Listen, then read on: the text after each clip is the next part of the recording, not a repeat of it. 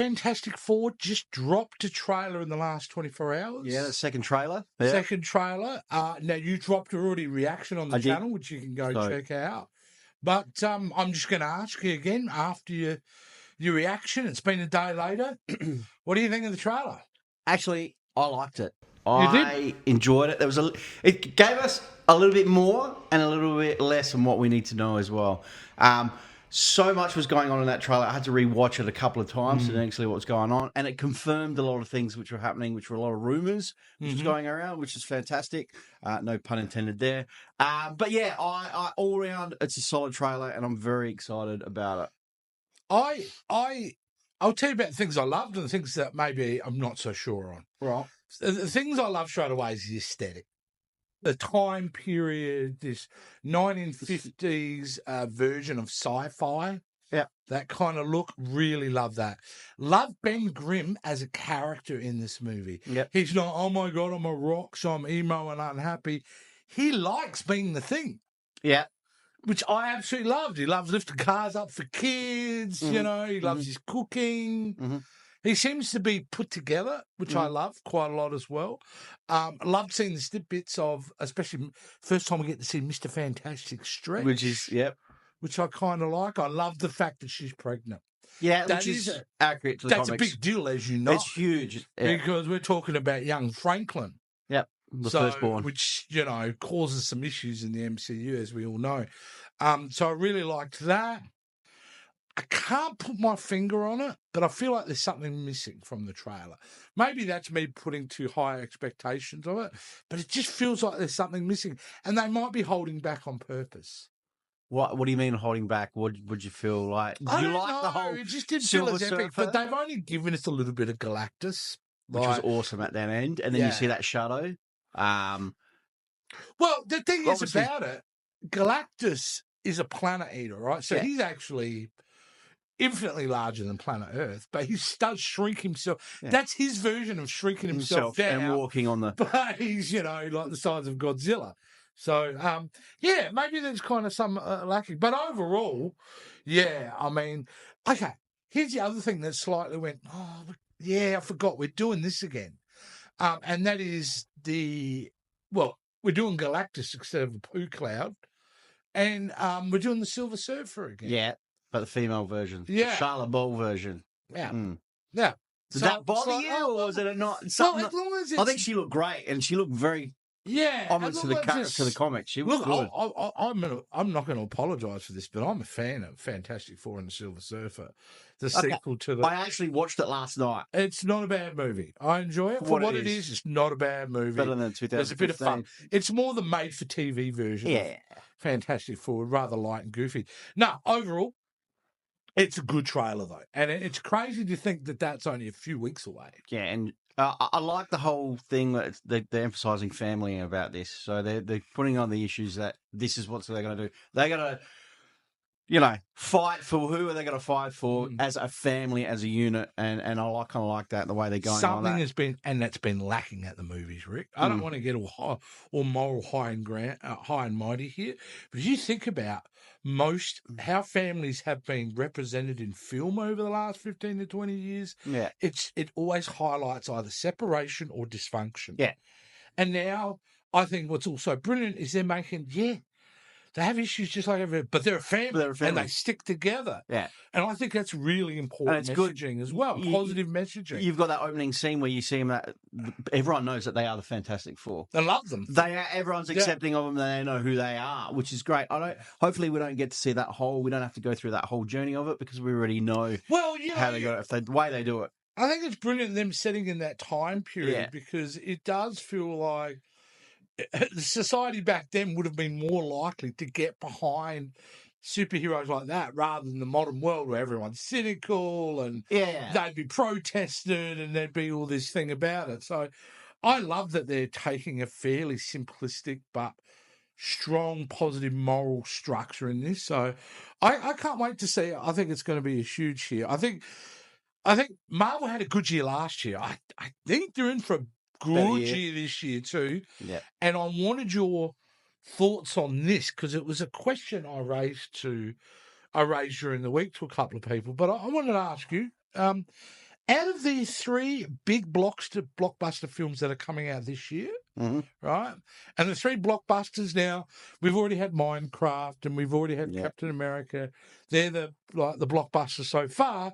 But the ones that are coming up, Thunderbolts, Fantastic Four, and Superman Legacy, those 3, right? Big one DC, box 2 office Marvel. move. Yeah. Watch. If you were to pick out of those 3, which one do you think is most likely to reach $1 billion at the box office? Good question, Jace. I'll tell you straight off the bat who won't get $1 million, and that's Thunderbolts. Why? I just don't think the hype is there for Thunderbolts. I disagree. I think the hype is there. I just don't think you can make $1 billion when it's that type of film. It just won't. It won't hit it. Look, don't get me wrong. It might get around the 800, 750, 800, I'd say, but it won't crack the billion. No way. I don't think it would crack $1 billion either. Cracking $1 billion. Then you've got the 2 big ones. You've got obviously Fantastic Four and Superman. Yeah. Superman has its issues.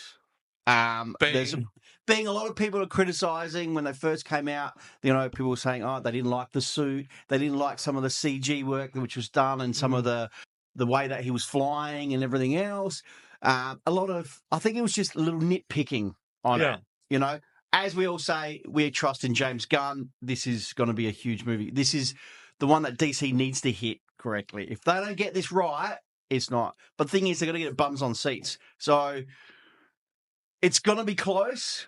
But I'm just going to say, I have to say, I think Fantastic Four will just pinch it over the line with that. Only because this is the big one that everyone expected for Fantastic Four. Because we've had shitty Fantastic Four movies, and this is the one that everyone is.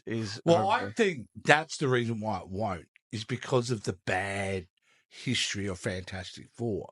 Because I think normal people will be going, they're crap. I've seen these guys a couple of times. They're awful. Yeah.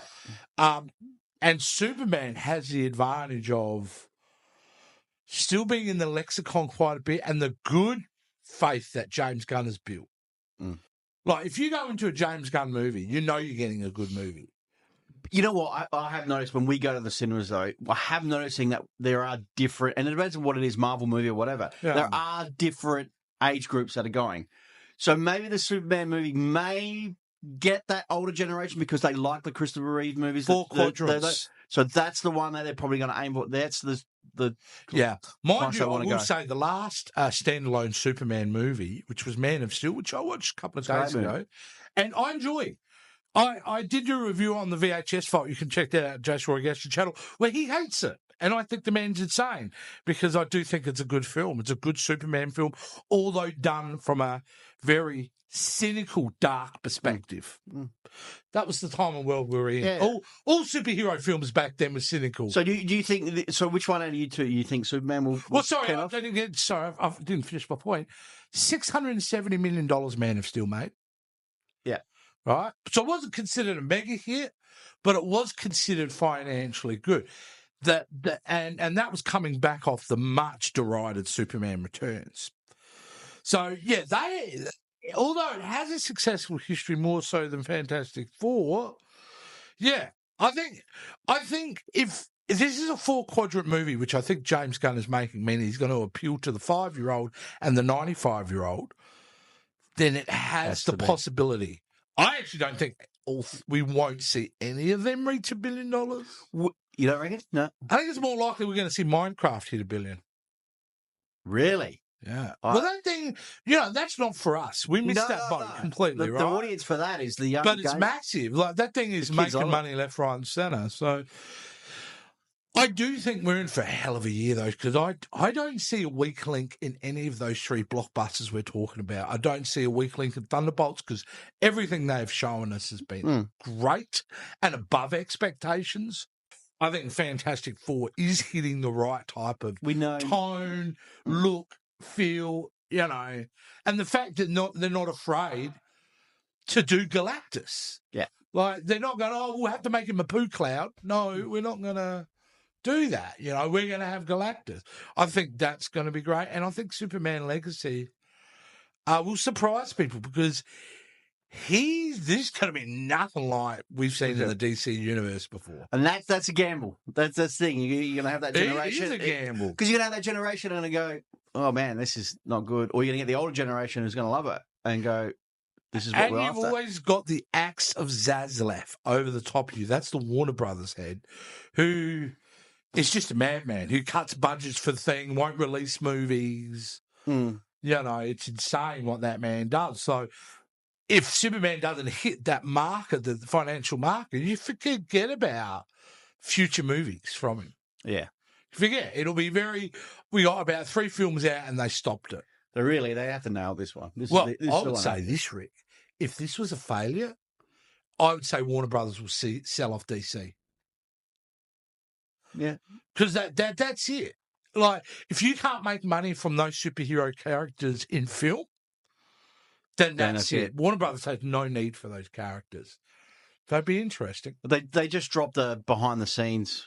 I saw that on Instagram earlier. Of Superman. I watched it. Yeah. Do we need to have those behind the scenes things? Are they trying to hype that up? I didn't think it was necessary to have it. That's very Entertainment Tonight magazine stuff. Stuff we don't really aim to anymore. We want to hype this movie up. To be honest with you, we haven't really heard much about this movie. There's not much hype and build up about it. Which is when they release a trailer and then it's Well, we'll get the next trailer soon, which will be the final trailer, which will probably give a sense to the audience what it's about. So who knows? But it'll be interesting to see how these guys make money. So the order you reckon? What order you think is going to go? Good question. What do I think makes the most amount of money? It doesn't have to hit $1 billion. You can't always bet with unpredictability based on what the film is like, you know.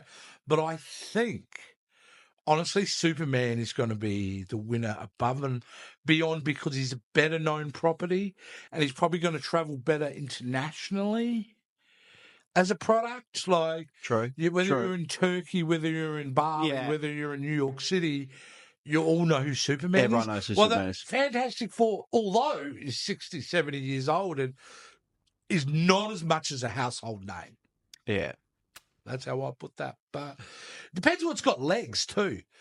Like, and it's a very rare thing. Like, if you look at the Barbie situation, you look at the Minecraft situation, those movies are having legs, which means people are going back to second, third, that's the thing. That's right. And if any of these movies get legs, rather than just a really good, that's where they're going to make that money. Oh yeah, people going back and back and back. It wouldn't surprise me if Thunderbolts became that. Because it's a fun, it's more enjoyable. It's a good film. Like, who knows, you know? So, and there has been good buzz about that. So I'm really kind of looking forward to it. But do you believe half the year is over already? Yeah, mate. It's great. It's crazy already. I know we're still in April, but May, June, we're getting there, right? And we're right in the middle of box office season. Yeah, 2025 box office season, and this year, you know, I'm going to throw Mission Impossible. I should actually mention Mission Impossible as a dark horse here because that comes out in May, and that final trailer, which just dropped, was good. Was really This is good. it for him, isn't it, for Tom? And I wouldn't be surprised if everyone turned up for the last Ethan Hunt adventure because that is a franchise that has delivered solidly, bar one film. What, the second one? Yeah. Every other film you can independently say that's a good bloody movie. Yeah.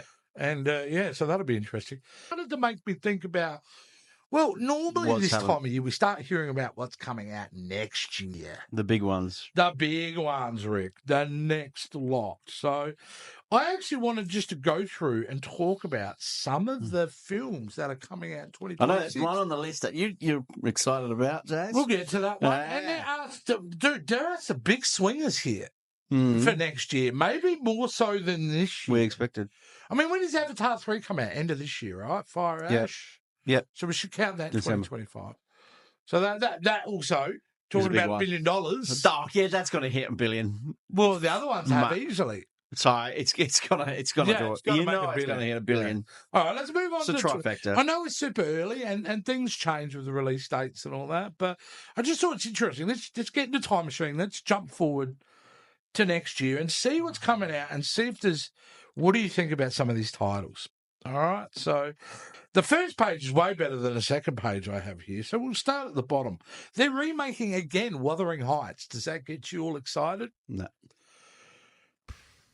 That's chick flick already. No, just like but it just does it. But it's But I tell you what, dude, chicks spend money at the movies. Of course they do. They spend money at the movies, and if it's a good film, they'll be out there to go see it. Shrek 5. No. Doesn't. I get it. I got Kids a friend movie. who's Great, obsessed great. with her, But and it's a big deal. But is and it I worth go, it? the first one was good. I won't go to the cinema and see it. I don't have the kids to Well, go I see think it. the problem with DreamWorks animation and Shrek's just they just become parody films. Just let it go. They become parodies. They take jokes and make references to movies non-stop, which I love sometimes.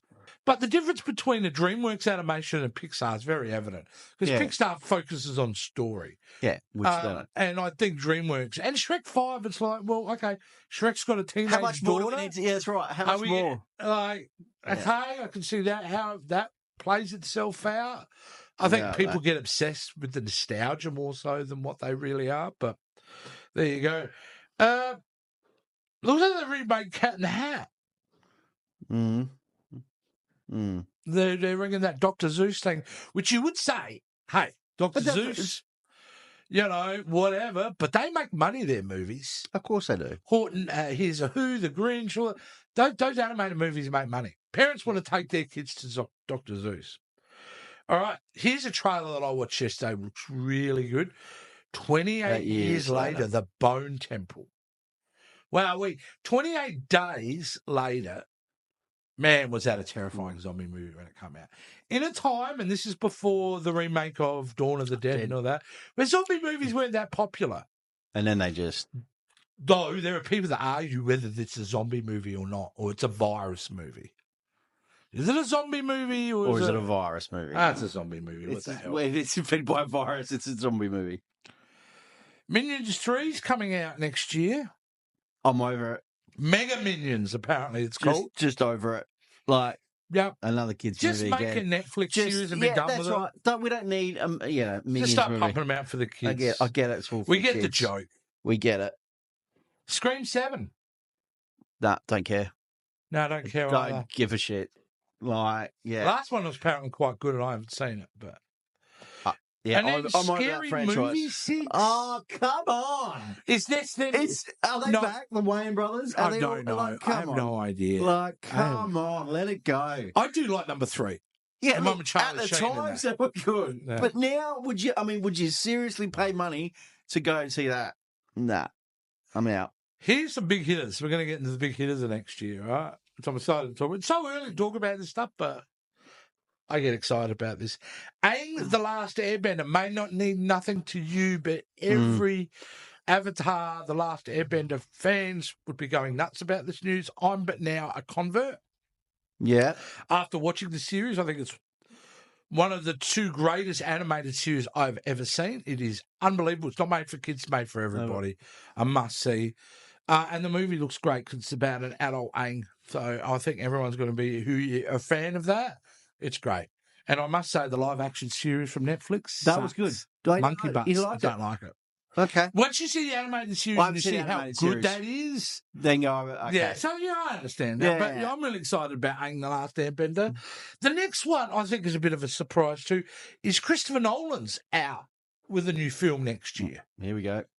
Like, no matter what you say, it's going to be big. It's going to be epic. Be a 3-hour epic. And you can't get any more epic than doing The Odyssey, which they're doing with an all-star cast. So expect that to be a massive film in next year that we don't know much about. Yeah. Probably get a trailer at the end, closer to the end of the year. But with the scale of what he does with his films and the talent involved, it's going to be something incredible. Okay, now the next one was, and I'm looking, there was some footage just showing actually, of this, but it's not officially online yet. Mandalorian and Grogu. Oh, the big yeah. The first Star Wars theatrical film since 2019. And oh boy, Rick, what a journey it's been. It's We've such a had great We've had announcement of a Patty Jenkins Rogue Leader movie, never happened. We had talk about a Taika Waititi, which is apparently still coming. There was one where Kevin Feige was going to produce, that never happened. Yeah. Like, these projects get announced and they go nowhere. But we do know we're getting Mandalorian and Grogu because they filmed it. It's in the can. They showed some footage. It's a smart, conservative attempt at making Star Wars theatrical again. It's a smart choice. Because what else has been as more popular to the mass audiences than Mandalorian? That suits everyone. Everybody loves the show. Everyone loves that show. Anyone who's not a Star Wars fan loves it. So to me, it's the right choice to get them into a movie. And I think that'll be a hit. I do think everyone's going to love that. It will be directed by Jon Favreau, so you know it's going to be quality. Fabs. So that's big. Moana, which I don't know, you got nieces. They like the animated Moana a lot. Moana 2 came out. Moana 2 came out, yeah. That's all done and dusted. Well, the live action, Disney, they love to beat up their animated movies by making them live action. Do we need live action? And, Moana. Considering what happened with Snow White. With The Rock playing the same character he was in the animated movie.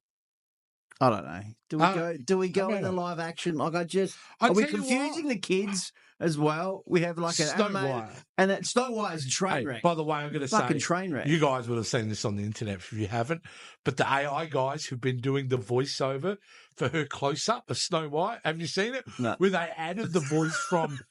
It's awesome. So they've got the close-up of Snow White, that Rachel Zegler, but they've got, what's his name from, French fried potato chips. And they're doing his voice like for chef. Check it out. It's amazing. I'm going to go check But there's an example of why are you making these live-action animated films? But look at the disaster they had. Probably the most important Disney animated film in history is Snow White and the Seven Dwarfs. Yeah, and they just fucked it. Yeah, they just screwed the legacy. What? How much money did they lose? How much of everything? Because they went all woke on it. And some people might argue, but I myself really struggle to find any of the Disney live-action films to be on par or better than the animated. People were walking out of the cinema, and the amount of money they lost because of the direction they went. There is one live-action remake which comes in a couple of months, I believe, which actually looks pretty darn good, is Lilo and Stitch. Yes. It looks great. That is one Disney remake where I'm like, I'm on board because you didn't F with Stitch. No. That is Stitch in 3D form. Correct. Yeah. They haven't changed his personality. No. They've let more into cheekiness. Every bit of footage we've seen, that looks great. All right. Now, for reasons I still can't explain, I got back into, after having a 30-year break from a franchise that I grew up with and loved, I put it aside and never thought of it 30 years. Yeah. Then a couple of years ago, I started getting back into Masters of the Universe. Mm-hmm. It was nostalgia. One day I saw the Castle Grayskull for sale, the original design, and I bought it. And it triggered a big collection. In the last couple of years, I've drenched myself into it. My timing couldn't be better because they've actually gone into production with a live-action Masters of the Universe. They're rebooting. Been a long time, my friend. No Dolph Lundgren in this. No Dolph Lundgren in this version, mate. However, the cast is quite interesting. Every bit of footage. Well, I haven't seen any footage, but every character design, everything that's being said, every little set photo is leaning towards it, making it look exactly like the series. Look. E-grade, D-grade level characters who maybe got mentioned on an episode are in this movie. They're very newcomers in this movie. Like character-wise? No, just the actors. Well, I think the kid they got to play He-Man, and Nicholas Galzatine, I think his name is. He's a newcomer. I never heard of the kid. First photo I saw of him, I was really concerned because he's this lanky kid. I don't know what he did over the last 12 months, but this guy is jacked, like Arnold Schwarzenegger-sized jack. He's got his hair growing long. He looks like Adam from... And it's being made by an unbelievable filmmaker and visionary Travis Knight, who's responsible for Kubo and the Two Strings, as well as Bumblebee, the best Transformer film that was done. And remember how much attention to detail that he wanted those Transformers to look like the Gen 1 stuff that we bought in the shops. And he did it. And he's doing the same thing with Master of the Universe. This is a dark horse. I don't expect it to make $500 million. No. But I think we're going to... I say to my mate, who's also a big He-Man fan, I think we're going to get the He-Man film we always wanted. And I hope so. You're going to be disappointed, man. We're going to be disappointed for sure, as you can see right here. I mean, I'm that committed. I recently bought and built the Havoc stuff, Skeletor Havoc stuff. So I'm a big He-Man nerd. I can't wait for this movie. Everything so far looks really good. Are they going CG with it in some certain parts to it? I think what they're doing is the best. They're doing a lot of it. To He-Man. They're doing a lot of it practical with CGI enhancement, which is the best way to do it. So he's not going to be He-Man all the way through. No, he's going to be. The plot is he, and they've changed the plot a little bit, but I dig it because we didn't see that. He been a few years ago. He somehow found himself on Earth, even though he came from Eternia, and forgot his past. So he's 20 on Earth, and then all these things happen, and he gets thrust back into Eternia, right? And to rediscover who he is. Does he go from Prince Adam to? Yeah, but what they've done is really smart. They've made it like the cartoon in the fact that Adam and He-Man, visually, there was no difference except He-Man didn't have a shirt and Adam wore pink shirt and tights. Pink shirt and white thing, yeah. So they've done a very cool thing around that, but I think it kind of works. And okay. So there's no doubt He-Man should be full of action, adventure, campiness, comedy, all that kind of thing. You should enjoy the ridiculousness. Do we know who's playing Skeletor? Yes, of course we know. The one man that a lot of people wouldn't be happy with, but I'm far more open to it. Jared Leto. Oh, fuck. Oh, that's right. He did. Jared Leto plays Skeletor. Right. Yeah, shit. Yeah, but you've got Idris Elba playing Man-Arms. You've got... so they got some big hitters. Marina Barrekin playing the Empress. We've got... wow. There's lots of big names in it. Wow, Jared Leto. Okay. But this movie doesn't get made if it wasn't for Barbie. Because it's owned by Mattel. Yeah. And Mattel had just wanted to get into films. And so... Barbie hit that mark. Like Mattel going, successful. Barbie just made nearly $2 billion. What else have we got? And He-Man, although doesn't have that popular, you can spend $150 to $200 million on a He-Man film, make back $400-500 million, not a huge profit, but you've done well, keys off a franchise, whatever. And Mattel are betting big because you know what they want to do, start selling? More He-Man figures, because which they will release. They noticed in the last 5 years there's been a massive uptick in purchasing of He-Man figures, because all us old men are like we loved that show as a kid. So that's the audience really they're going to be targeting for, is obviously Generation X's and the young boys, the nostalgia. They're going to go there and do it, and hopefully get some younger ones in there and that's what you kind of want. If the father brings their son or whatever, their family to it and go, this is what I used to watch when I was a kid. If they can make it look cool. And then, they're in. So it's really going to be up to the movie, because the movie makes you overlook the ridiculousness of some of the characters, like Mechanic and all these weird kind of things, and they make it fun and cool. Then, I think you're going to see a real reinvigoration of that franchise. Nice. Should be great.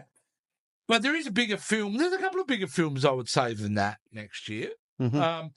Probably the biggest one we've already kind of talked about a little bit, but we've got to drop into Avengers Doomsday, right? Oh, massive. That's going to be... It's all about Avengers Doomsday. Is that $1 billion movie? Yeah. I'm most fascinated what the plot is of that movie, because the plot of Secret Wars, whether they changed it or not, is pretty evident, right? Like, it's pretty simple. But this is not based on any existing storyline I know. I think this is based on a script that they've written. So... yeah, I'm very interested to see how it plays out, what Robert Downey is there. Is this pre the Doctor Doom we know, or has he been Doctor Doom for a while? Is he Tony Stark, or is he just Is he a somebody variant? else who got adopted when he was young and taken to Latveria? I think it's Latveria. I don't know. Like, No one I'm knows. fascinated to see. No one And knows. also, you know how we had that last video where we talked about some of the people Go in check that out, guys, as well. You should, but there's been more announced too, and they're What? hiding names. We said we thought we're going to be more and names. It's true, and they're It hiding is. names. They are hiding names. Obviously, we don't know what We those don't names know, are. but some people are kind of alluding to that who are involved in the production, which is pretty huge. Do you know what the greatest, most financially and critical, successful series of all time? And we're talking Marvel here, we're talking Star Wars, we're talking DC. None of them. The most financially and critically applauded and loved film franchise is Toy Story. Oh, hell yeah. I love Toy Story. Even number 4 is a great movie. It's a great movie. Even though they had the perfect trilogy and I was very nervous that they did a 4th one, it's a good movie. Well, number 5 hits the screen. We're banging 5 out. We're banging out 5. What do we know much about what the storyline is? None how much do we know? Doesn't really matter. I think it's once you hear that music, once you hear Woody and Buzz together, I think even doesn't matter what the storyline is. You've got the other thing now because you've got that generational thing, haven't you? The kids that saw it in the 90s are having kids. Yeah. So they're going to be again. You're going to take your kids to see it, and who wouldn't take a small child to see Toy Story? Just the colours alone is enough to keep them entertained and it's going to enjoy to see. So that'll be massive. And now DC has Superman Legacy this year, but next year, weirdly enough, I thought, was them staying in the Superman franchise with Supergirl World of Tomorrow. Wow. Okay. Big one. Well, here's the problem. If Superman Legacy's garbage, then what are you going to back it up with that? See you later. That's going to happen. However, Supergirl World of Tomorrow, I don't think it's based on Earth at all. It's a pure intergalactic story. And I love the fact that we have Lobo.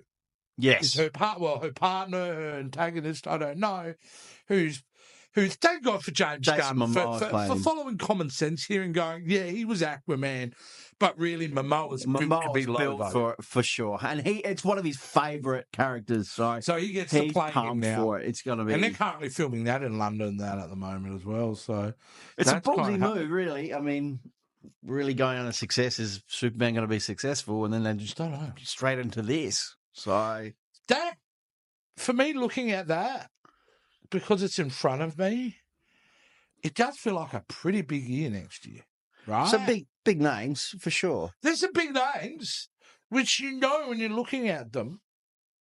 You know, Scary Movie 6. Oh, here's a question for you. I'll throw at you. All right. Now, I'll list a few, but out of the ones we've spoken about, except for maybe Wuthering Heights could be a disaster. Shrek 5 won't be. That'll be fine. No, Minions 3 will make money. Nah. 28 Years Later will be a hit. Yeah. Scream 7 will make money. You reckon? Out of all of these films, you got Aang the Last Airbender, which will be profitable because it's got a fan base. The Odyssey will be big. Mando will be big.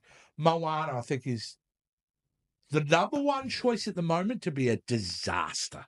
Oh, you want to know who will be a disaster? Out of all of them, that is the biggest chance of being a absolute box office shit show. Well, what do we got? So you got Moana.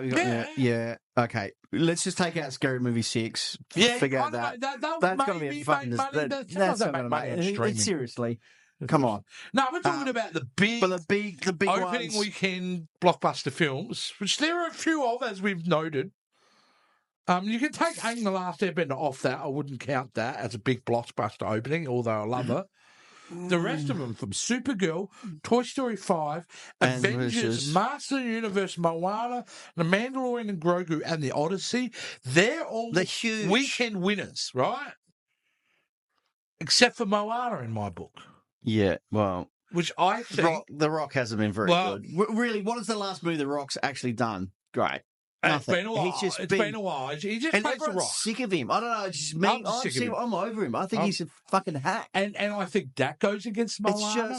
I think the reputation of live action films goes against it. Yeah, he does the same shit. Yeah. Like, he's got no range to do anything. So, well, he is apparently filming a movie at the moment where he's playing a wrestler, supposed to be a biopic. I think this is his. He's playing a I wrestler. could be a serious actor too. He's playing a wrestler. Get out. Fuck, really? They picked a fucking winner. I realised I said that. With a zero. Have you seen the pics of him though? He's wearing his wig. Yeah. He's got these prosthetics. It's apparently a true story. That's great, but fuck, put him in. If he wants to be, and he's a fucking high-paid actor. Don't get me wrong. He gets paid a lot of money. Put him in a movie that he's going to have some range. The 2010s were good for that man. He made so much money in that decade. Well, you look at Dave Bautista, he's trying to break away from that, and he's starting to get into those roles that just don't typecast him. Like, he's getting into those. Well, he's very serious about which is good. Just getting good roles. Yeah. And he's not even caring about the opening weekend. He's thinking about his trade. So I think it's very different approach. I think you're right, though. Moana will be... Moana out of all of them, that looks like dog shit central. it's a big piece of shit. Yeah. Well, we're going to find out. Now, finally, Rick, Ted, before we end the show, I did want to also briefly mention that this Star Wars Celebration weekend. In Japan, was it? In Japan this weekend. And, normally I watch them, but I didn't this time just because wasn't expecting anything to come out of it. Obviously, we got to see some Mando and Grogu footage, which was really cool. Great. Then they announced a brand new film, which has a date. All right, has a title and everything. It's called Star Wars Starfighter, directed by Sean Levy, the director of Wolverine and Deadpool and Wolverine. And Free Guy and The Atom Project. Which were great movies. Real Steel. A lot of people didn't like Free Guy. He's a great filmmaker. Sean Levy knows how to make movies. Free Guy, a lot of people didn't like it, but I liked it. I thought it was a great movie. Really? I loved it. Yeah, I thought it was I've watched that movie like 6 times. I loved it. I think it was a great movie. Anyway, he's directing. Yeah. And then there was a rumour going around, everyone's going, bullshit. But Ryan Gosling not only gets announced, but comes out on stage. And sat for interviews and stuff. Fucking Ryan Gosling. Wow. In a Star Wars It's a weird thing because I go, so what Ryan Gosling is a star? What is the film about? And all they've said is set 5 years after the events of Rise of Skywalker, all new characters, all new storyline. Okay. It's not following the other ones. It's all new. Its own thing. Which I was really shocked about. It comes out after, 6 years of them not figuring out how to put a movie into cinemas. Lucasfilm not only then has Mandalorian Grogu in 26, but then this other thing. It's going to come out. In the same date as Mandalorian Grogu on May 11th or something. On 2027 is Starfighter. So it's a year after. Yeah. And then they announced a really cool little animated series. Star Wars animation generally pretty good. Yeah. And this one is, do you know who Sam Witwer is? No. Sam Witwer. He played the character. He's really big in Star Wars. Most people know who Sam Witwer is. Anyway, he's been in the games like The Force Unleashed. And he's been the voice artist through the Clone Wars for several different characters, including Darth Maul. Yep. He did Darth Maul's voice for Solo movie, does them for the animated. He's getting his own series coming up called, what's it called? Dark Lord or something like that? I can't quite remember what the title was. But, yeah. Are you excited about this news, Jace? Because I know you're a big Star Wars fan. I'm excited to see Star Wars back on the big screen because I think Star Wars belongs in theatres. Now, obviously, we knew this was everything that's happened to Star Wars in the last 10 years, we all knew it was coming. And we always knew it wasn't going to be a perfect ride. Yeah. So we knew because fucking Disney bought it, they were going to pump out so much Star Wars. Which they did. Funny. And they tripped up a couple of times, and they did. And some worked and some did not work at all. And that's just what's happening with a lot of these shows? What do you mean? We've got first seasons of a couple, and then they just kind of stop. Shows that have failed, Skeleton Crew, which I still haven't finished, I need to finish, was quite enjoyable what I saw of it. The other one, The Acolyte, total failure, so that's been cancelled. The Book of Boba. Book of Boba was just a one-off. So that's a one-off? Well, that was Mando 2.5. Okay, so that was a one-off. That was a one-off. Obi-Wan was a one-off, though. They are talking about potentially coming Ahsoka is like a prequel series to the movies that are It's just coming kind out. of like you know, people did enjoy some of those shows, and then just kind of leave it Well, at the that. thing is, money. It's kind of Money talks, man. like just Like yeah. the last Disney boss was spending billions and billions of dollars, and they didn't really have a plan how to recoup the cost. So, like every studio, they're having to cut costs. Do you know there was an article out the other day saying in the last 4 months, and LA production is a problem at the moment. I don't know how many people are aware, but they just don't make things in Hollywood anymore, Rick. Like if you go to studios, backlot studios, usually they're full of different shows. Every giant studio's got a show going on. You know, that's the way it is. You know, to now maybe 1 or 2 shows been doing in these massive backlots because of what the California government's done in regards to taxes. It's cheaper to film not in California. So nobody's filming in California now.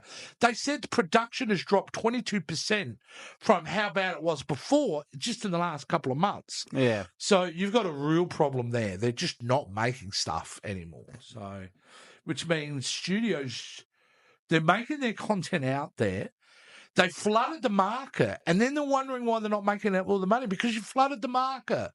What incentive have you given the audience to get off their asses and go to a cinema? No, you haven't. You started up a streaming services, and you've created the problem that now you are whining about. And you know what? I'm someone who's into this stuff. I've never been able to figure out how they are really have a long-term viable strategic business plan. I don't know how the streaming services do it, because you know what the problem is? There's a ceiling, Rick. There's a ceiling, and there's a pendulum swing, meaning there's only so many people on the bloody planet to get subscription service, right? There's too many. And then you have a pendulum swing where you get all those people. Then some people go, "Well, I think your streaming service sucks." We were just talking. We were just talking about this yesterday, I've cut back on a ton of you were streaming saying service. that because of I've saved like $100 a month. Like, why are we paying? I asked the question. I said, why are we paying $30, $40 for Netflix a month? For what? For what? What are we paying Sometimes you won't watch it for 4 months, Rick. Like, I just don't get it. No, I don't either. And then doing this whole thing with the ads. Well, now we'll charge you, you know, cheaper rate to, you know, if you don't have ads, or you're going to pay them more. The fact of the matter is, if you count up all the streaming service you have, you're paying probably more than you were when you had cable back in the day.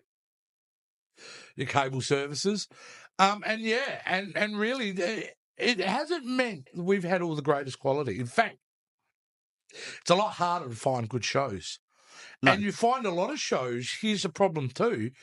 And I don't think I'm alone in this. I get scared to start a new show on season 1 because if their intent is to continue the story, if they go, it's one story, 8 episodes, beginning and end, They're all on that now. But a lot of these series start off at season 1. You go, why should I get invested? Because most of the time, unless they get good ratings, they're gone after 2 seasons. Yeah. How many good shows have we known that have gone after 2 seasons? They're way more ruthless than the old television networks and big, cable services used to be. So it's tough, and it's like it's snake eating its own tail because you're frightened to jump onto the show. The new show doesn't get the ratings, therefore it gets canned because it's not getting the viewerships. Well, I haven't watched Daredevil yet. I'm waiting for all that. I'll be honest with you. I've watched half the season, and I'm like, man, you told us you were rebooting Daredevil. Do you expect me? I'm still waiting for him to be Daredevil. There's no spoiler, but I'm still waiting for him to be Daredevil. Wow. Okay. So maybe this is a discussion we should have after I watch it. Because I don't think that's really a spoiler because if you're not feeling it, they're not mucking around with the title because you've got to go through the whole journey. And this is in the descriptor. You could look it up on your phone. Of the journey of him being born again as Daredevil. Yeah. So we've got to follow that journey.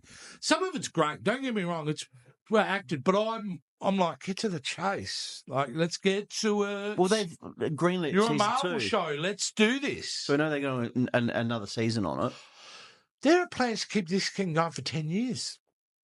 So. And they're promising a brand new season every year for the next 10 years. Fuck.